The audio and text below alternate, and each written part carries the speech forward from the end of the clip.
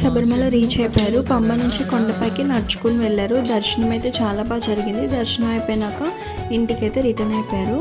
స్వామి రాకముందే నేను కొంచెం డెకరేషన్ అది చేశాను. స్వామి వచ్చినాక కాలు అవి కడిగి ఆ నీళ్లు నెత్తి మీద చల్లుకున్నాను. అలాగే కాలుకి దండం పెట్టుకున్నాను.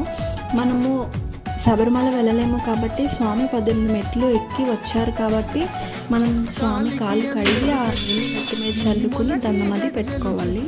స్వామి లోపలికి వచ్చేసిన తర్వాత ఇంకా గుడికి వెళ్ళారు కదా, అక్కడ ఎలా జరిగింది, ఎలా వెళ్ళారు, ఏం జరిగాయి అన్నీ కూడా ప్రతిదీ షేర్ చేసుకున్నారు.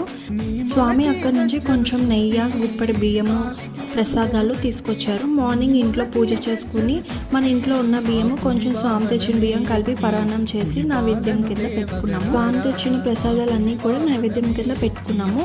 ఈ సంవత్సరం స్వామి దీక్ష శబరిమల యాత్ర చాలా బాగా జరిగింది.